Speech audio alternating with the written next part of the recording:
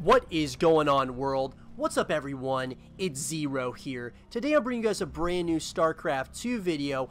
This one is between two players on the WCS Pro circuit. Spawning here in the bottom right hand corner of Fracture LE, playing with the blue Terran pieces. We have a player who's down currently 0-1, wants to get this series back in his favor. His name is Time. And his opponent spawning in the cross position, playing with the red Zerg pieces. We have a player who's up and wants to continue that trend. His name is Reynor. So guys, you guys can check out game number 1 between these two players on the YouTube channel right now.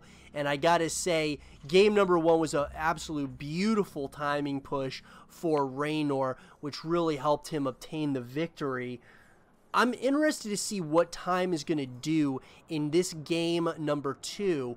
What is Time going to do being down 0-1? Does he go for a little bit of some cheese, or does he play another similar macro-focused style? Because I think what the catalyst was for Time in game number 1 was the timing of the third command center, and Reynor knew exactly what was going on, and that's why he decided just to push when he did it, and ended up being very successful. So we'll have to see what do both players do in their current situations here. It should be interesting to say the least. Looks like we got a hatch gas pool coming out of Reynor, and on the opposite side you got the barracks moving into the refinery, and now of course into the orbital command, into the natural command center. Now this is interesting. We do have an SCV that's coming across the map here. I'm wondering if this SCV is going to try to get some scouting information. I believe that Overlord did see the SCV coming. The SCV must be just trying to get maybe a little bit of some scouting information. Does now know that there is a natural expansion up. I'm wondering if he's going to try to maybe do a proxy barracks maybe, or is he just going to kind of come home? Looks like he might just be coming home at this point here in the game. Some Zerglings are out now. The Reaper is across the map. The Reaper's going to try to maybe get a little bit of some damage done here. Going to try to snipe one of those drones. But it looks like there's plenty of Zerglings here. A little bit of some micro here should help with the situation at hand here. This Reaper is going to try to be a nuisance, get a couple of Zerglings for its troubles. But with all that being said and done, don't think there was too much damage really dealt there.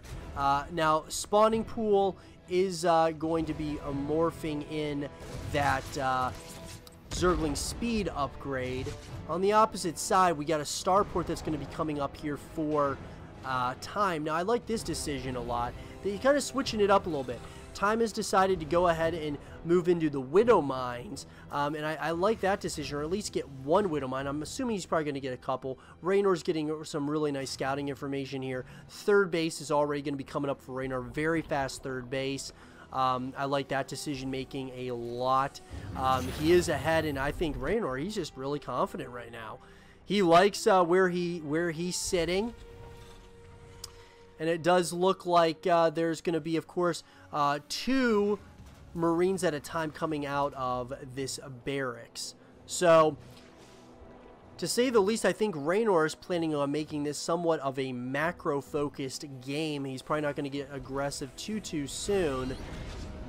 It does look like there is going to be a timing push here with the medevac, and it does look like this Overlord is going to see exactly what's going on. I mean, just beautiful placement by Reynor. Knows exactly what's going on. You're going to have plenty of time to kind of shoo away this medevac that does have a Widow Mine in it.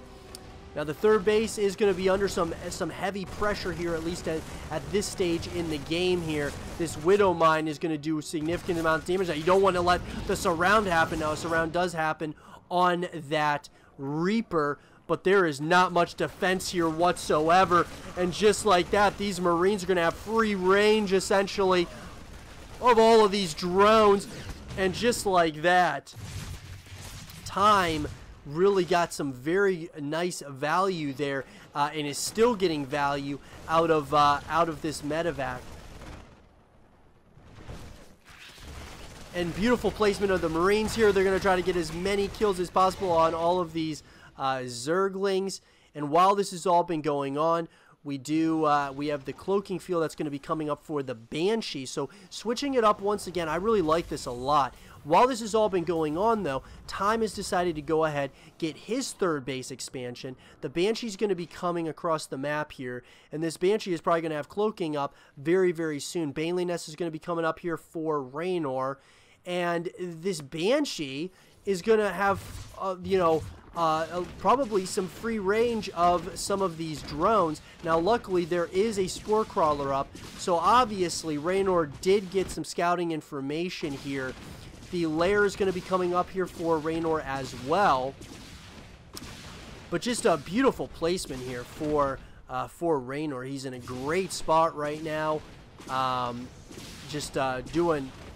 Doing Reynor kind of things. Now, the next thing that's really coming is the next phase of what Time's trying to do. He's really trying to take the fight to Reynor. He's going to get a couple of siege tanks up, and I think he's going to try to do some damage to this third base location. And he's got to be very careful. Don't want to go too far onto creep here. But Time is in a great position right at this point in the game here. Wonder how much he's going to commit to this push here. Going to try to get that third base location. Now the Zerglings are coming. They're going to try to get the surround on these siege tanks. It looks like that's exactly what Reynor wanted, was to get the surround on the siege tanks, and that's exactly what he did. Beautiful, beautiful play there by Reynor. Great defense, and now it looks like these Zerglings are going to start moving across the map here. Now, third base is going to be going up here very, very shortly for Time, and he is still macroing up an army here of Banshees, of Hellions, Marines, and Reynor now is still feeling pretty good about himself, has decided to go ahead and get a fourth base up and running here. Now he's going to have some of these Zerglings, looks like he's going to get some of these Zerglings in a position that they can run into the main base location here, and that's exactly what these Zerglings are going to do. Now, it looks like the Zerglings are actually going to move down and start trying to get some kills on a couple of these SCVs in down here at that third base location. At the same time, there is a massive engagement going on here at the third base location of Reynor, and it looks like Time has actually taken this fight against Reynor, doing an absolutely brilliant job. Now, you got to be very careful, though. You don't want to lose these Banshees for practically free, but these Hellbats are doing so much work here. And just like that, Time has taken a really nice lead against his opponent. And, of course, the Terran player has these things called mules that guys will absolutely do so much work for the Terran player. And these Zerglings once again move into that natural expansion, trying to get as many kills on some of these SCVs as possible. Does get a couple of kills there, but with that all being said, nothing too serious quite yet has been dealt. But now we've got, of course, the third base is being retaken by Reynor. Fourth base is now going to be up and running, and now we have the Roaches coming out, as well as Ravagers, and then of course the +1/+1 upgrades are coming up as well here. So this is very interesting. These Roaches are not afraid whatsoever of all of these Hellions, and it looks like these Thors, there's going to be some Thor drops here. You got the Thors coming out here, and very, very well done here by Time, really shooing his opponent away, at least at this point. The question is Time going to get aggressive still with these Thors? I love the switch to Thors by our Terran player here. A couple of Vikings are going to be coming out as well. We're kind of getting into the late game here between both of these players. And I gotta say, you know, the advantage is definitely with Time right now, but I think slowly but surely, Reynor is starting to get kind of back into this game. Now these Banshees are going to cloak, and they're going to do so much damage. You got to be very careful though. You don't want those spores, the spore crawler, to do too much damage here. And these Banshees are going to do pretty minimal damage here, and you lose one of those, and that's a lot of supply there.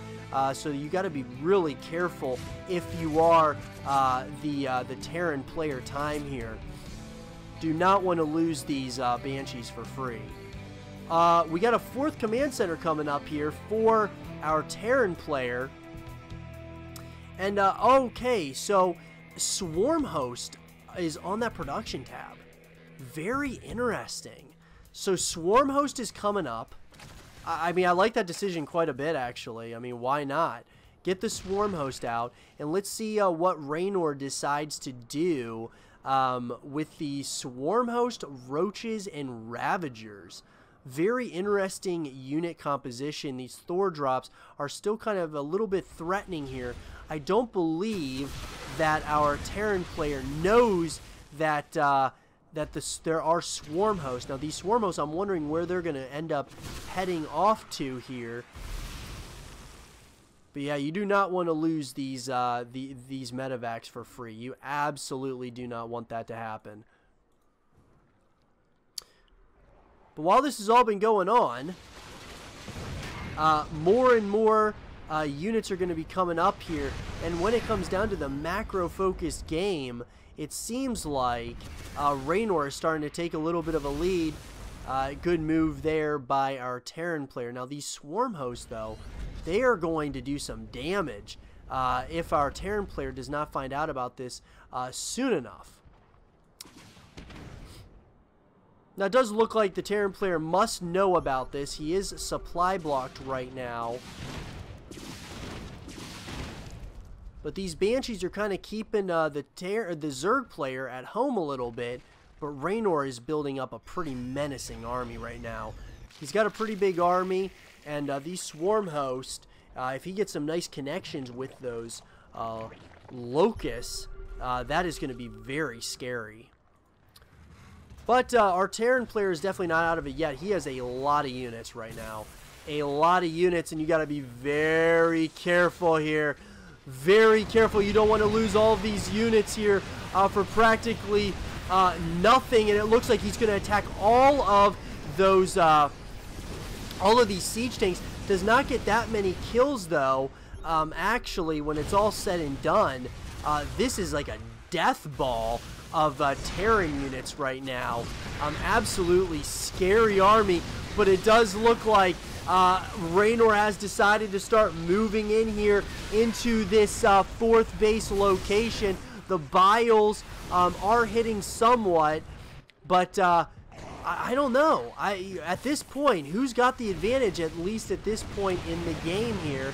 It does look like all of these Locusts are going to start moving in here. They're going to try to get some kills on a bunch of these units. That's exactly what happens, but the main fight is happening near the middle of the map here, and I'm wondering, oh my god, there are so many Terran units, but the Biles, oh my god, the Biles were perfect on all these units, but it looks like there is just, you know, there might just be just enough Terran units here to shoo away at the Zerg player.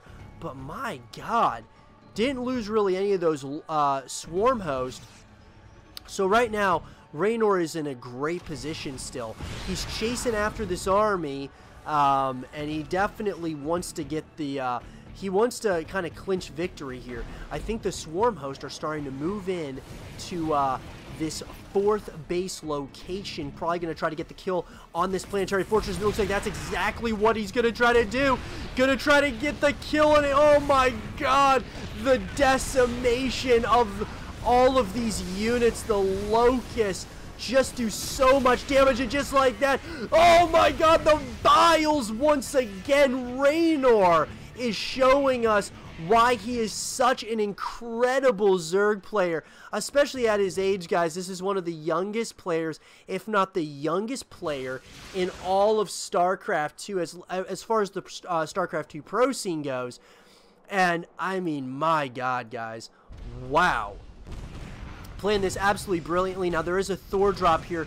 These Thors are going to try to take out, I believe this is the 4th base location or possibly the 5th base location here. And it looks like there is another drop here of blue flamed Hellions. And it looks like these Thors are going to drop into the main base location. The hive is now done. Got to be really careful. You don't want to lose, you of course don't want to lose those, the medevacs. Now more and more units are going to be coming here for Reynor. You got to be careful though. This is not a really good position here for Reynor. This has been so back and forth. You kind of think one moment that Reynor's got it, then the next moment it's like, oh, well maybe Time's got it. But we can definitely tell, at least at this point, that Reynor does have the lead here. He certainly has the lead. The question is how much of a lead does he really have? The Locusts are coming once again, and these Locusts are going to try to get as many of these units as possible, going right on top of the blue flamed Hellions. And oh my god, those blue flame Hellions do so much damage to the Locusts. And it looks like Reynor's going to start pushing in here. He wants to get as many kills on some of those siege tanks. Does exactly that. But this is just an awkward army. It's, you know, Swarm Host, Roaches, and Ravagers. Just very awkward. You know, just very different. But we do have, of course, the Spire is being morphed into the Greater Spire.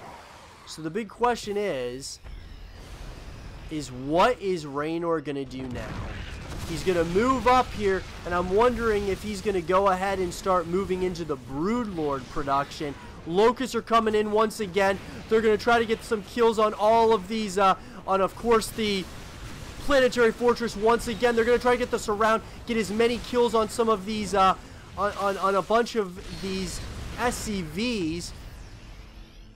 And I think what our Zerg player is doing is trying to just bleed his opponent dry. And I think that's exactly what he's doing at this point in the game. He is just absolutely doing a brilliant job of just that. Burrow is going to be coming up as well here. Lots of upgrades, +3 upgrades are going to be coming up here. Very interesting. The Locusts are coming back in, and I'm wondering, they're going right after those Thors. The Thors are going down so fast. Oh my god. So quickly, all 3 Thors went down to the Locusts. Unbelievable. Now, there is another Hellion drop, but another massive push here by Reynor. He's going to at least get the kill there on that next command center. He is just bleeding his opponent dry right now. Slowly but surely, guys. Liberator is up, but this Liberator might be in a little bit of some trouble in its current position here. And just like that, I think this Liberator is going to go down. And Reynor is just showing us why this guy is such a force to be reckoned with. The Locusts just keep on having free range here. And all of these Locusts are just taking down everything so quickly. Oh my god. The amount of damage being dealt here with these Locusts is just unbelievable. A couple of Roaches are burrowed, and they are moving in here to possibly take out a couple of these. Oh, I guess they're not going to take out that siege tank. But they are going to go after some of these SCVs. Possibly not the best decision there. Maybe he should have burrowed a bunch more of these Roaches. These Roaches are going to try to get kill after kill here, and the main fight is happening basically at the front doorstep of Time. Does he have enough to hold on here? He is getting so much value. That is, of course, Reynor here with all these units, and more Locusts are coming in here, and oh my god, the Locusts are just decimating all of these units here. Oh my god, what a fight between these two players. Time is trying so hard to hang on. He's got more and more Thors coming up here, within his army composition, but just I don't know if he has enough. He's trying so hard to hold on here. The Biles have been on point completely throughout this game between these two. It has been absolutely incredible to watch. The Biles again on top of all of these units. The Locusts are coming from the opposite side. They're going after all of these units, and oh my god, GG is finally called, and Reynor takes a commanding 2-0 lead over his opponent. I hope you guys did enjoy this game between Reynor and Time, and if you guys did, leave a thumbs up, subscribe if you're new, stay positive, and as always, I will see you guys all in the next one. Peace.